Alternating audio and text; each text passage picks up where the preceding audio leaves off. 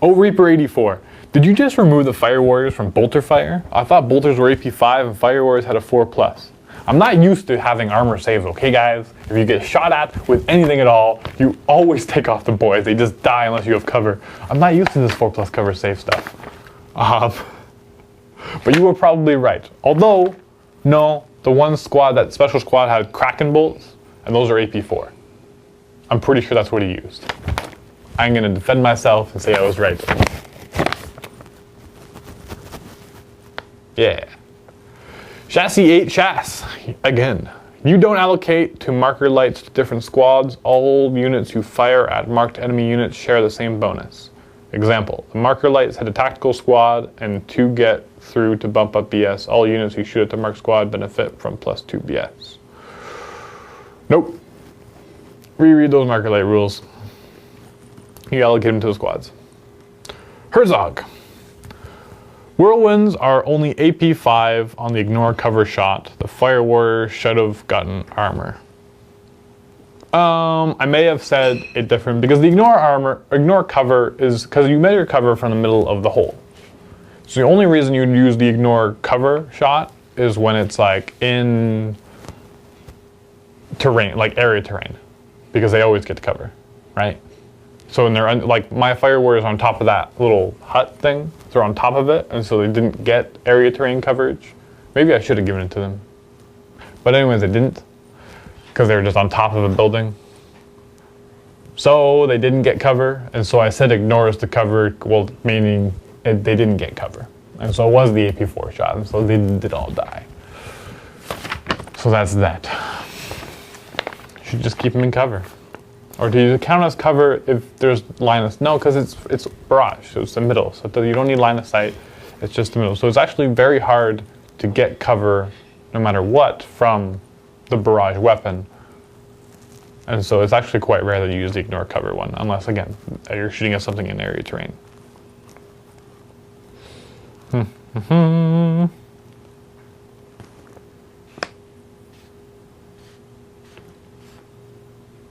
Herzog again. He also fouled up his chapter master. If his squad moves when he is part of it, he counts as moving, so he can't shoot the orbital strike. Fixing all your spelling mistakes while talking, while reading. Anyways, no, it's fine because now shooting goes on a model by model basis, even going through dangerous terrain.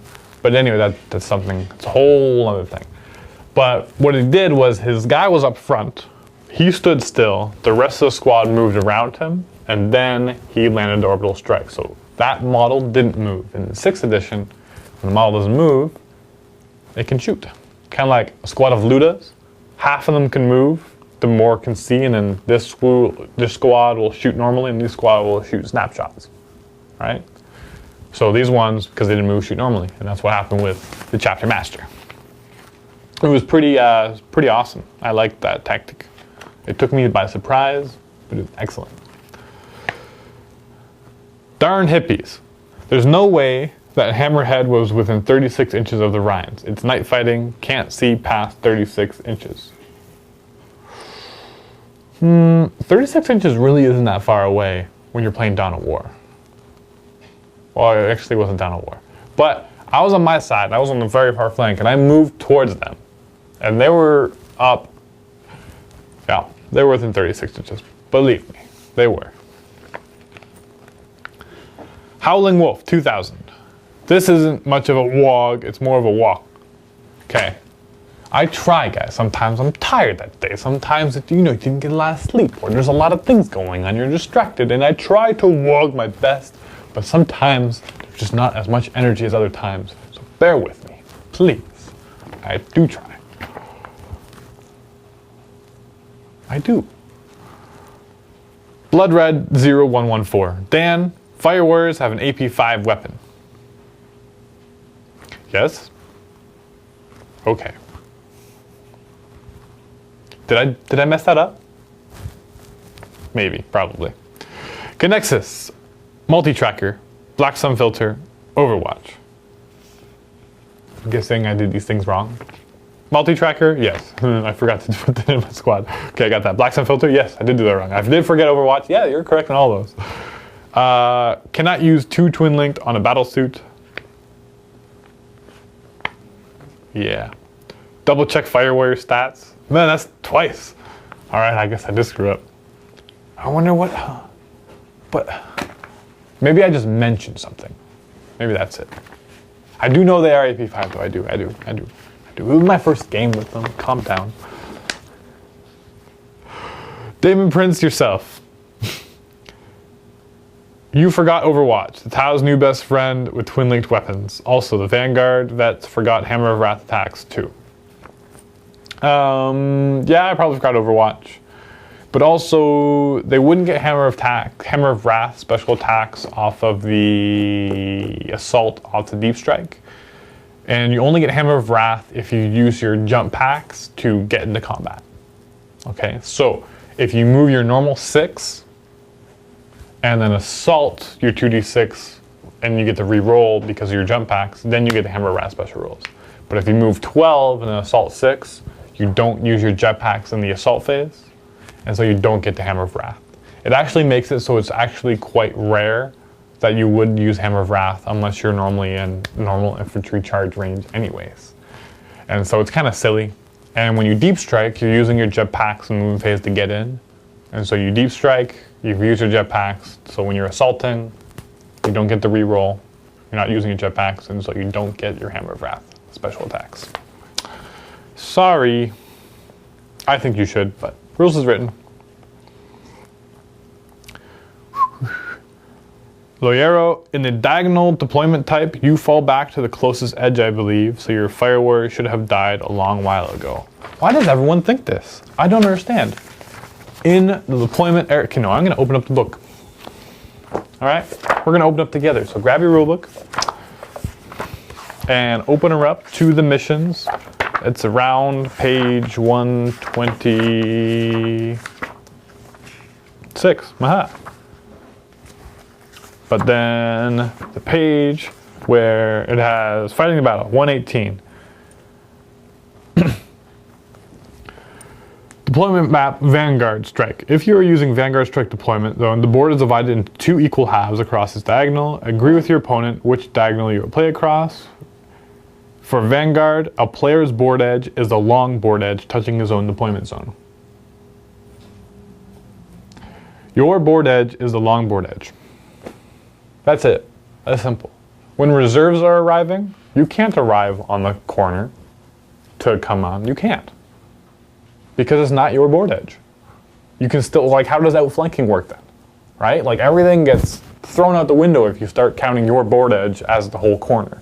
Your board edge is the long board edge. That is all. And then the short board edge that you can also deploy up against over there, you get to go into there more, but that's not your board edge. It's very clear. And it was the same way, actually, in 5th edition with the spearhead, or table quarters, whatever it was. It was the same thing. Long board edge was your board edge, and that came with reserves and everything else, and falling back. And it's always been that way, but it's been very misunderstood. So I'm here to tell you that no, long board edge is your board edge, that is all. Moving on. Nefarious. I don't think that you should have committed so much to fire warriors and the devilfish. They just die too easily, and there are other options. What other options? Oh yeah, more fire warriors instead of paying for devilfish. I actually agree. I brought like the Aegis defense lines to try to be like, oh, I can protect my fire warriors behind it, but then I didn't because they were in vehicles. So yeah, more and more, just like the vehicles just don't seem as worth it, especially with 6th edition because you can get glanced at death so fast. Vehicles die a lot more reliably, and with strength 4 hit, if it blows up, it's probably going to blow up. For all the guys inside, it's just like, you know, it hurts, man. It hurts, even with your 4+ save. So, yeah, I've been talking with Owen, actually, about it, and I think that, yeah, I'm probably just going to bring fire warriors without the transports. Maybe one. Maybe one with Pathfinders, because you have to. Emo Angels. I'm not too sure, but can the attacking player issue an order against a model, or does the defending player choose which model accepts? I'm guessing you're talking about challenges, not orders. issuing an order. That's like War Machine stuff. Anywho, this is how it works. You declare a challenge against a unit, not the model. Okay, you don't choose the models, you go, I'm going in, you have eligible characters, I am going to declare a challenge against that unit and see who mans up and chooses to attack me. If I accept the challenge, obviously I go, this character is accepting, and they're fighting. If you refuse the challenge, that's when he can go, that character can attack. So he can choose one of the eligible characters that could have accepted. Sometimes there's only one, sometimes there's like 10. There's really never 10. Sometimes there's 5. Then they can't attack. And that's how that works. So I reread challenges.